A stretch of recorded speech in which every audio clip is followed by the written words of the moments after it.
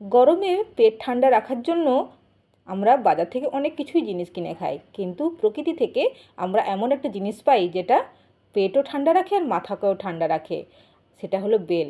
চলুন তাহলে আজকে বেলের শরবত আপনাদের কাছে তুলে ধরি। খুবই সামান্য উপাদান এবং খুবই সহজে প্রত্যেক বাড়িতেই এই গরমে বেলের শরবতটাই মাস্ট। তো চলুন শুরু করি। একটা বেল নিয়ে নিয়েছি পাকা বেল, এটাকে আমি ফাটিয়ে নেব। আমার কাছে শিল নোড়া ছিল, সেই নোড়াটা দিয়ে আমি বেল ফাটিয়ে নিয়েছি, হাতুড়ি দিয়েও ফাটাতে পারেন। দেখুন বেল ফাটিয়ে বেলের খোসাটা উপরে শক্ত আবরণটা ছাড়িয়ে ভেতরে যে পাল্পটা আছে সেটা বার করে নিচ্ছি। এই পাল্পতে বেলের অনেক ছোট ছোট বীজ থাকে, যেগুলো আঠালো হয়, সেগুলো আমরা আলাদা করে নেব। কিন্তু এখন আলাদা করব না, বেলটাকে এই সময় একটু সফট করে ভালো করে একটু ম্যাশ করে নেব। এরপরে 1 গ্লাসের মতন ঠান্ডা জল দেবো।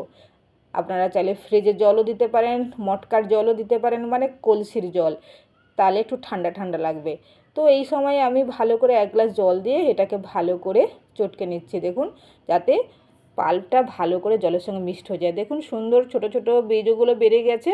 এরপর একটা পাত্রে এটাকে আমি ভালো করে একটা স্ট্রেনের সাহায্যে ভালো করে ছাঁকনির সাহায্যে এটাকে আমি ছেঁকে নেব, যাতে পাল্পটা আলাদা হয়ে যায় আর তার বীজগুলো আলাদা হয়ে যায়।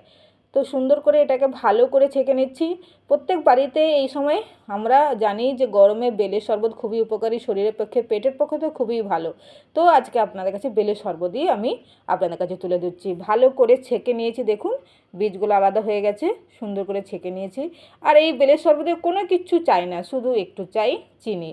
ঘোল তো বানা হয়ে গেছে, ব্যাটার বলুন বা পাল্প যেটা বলুন সেটা তো বার করে নিয়েছি। 2 চামচের মতন চিনি দিলাম, ব্যাস আর কোনো কিছু না। ভালো করে মিক্সড করে নিলাম।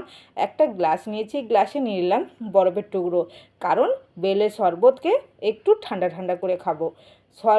বরফ দিয়ে দিলাম উপর থেকে বেলের শরবতের জলটা।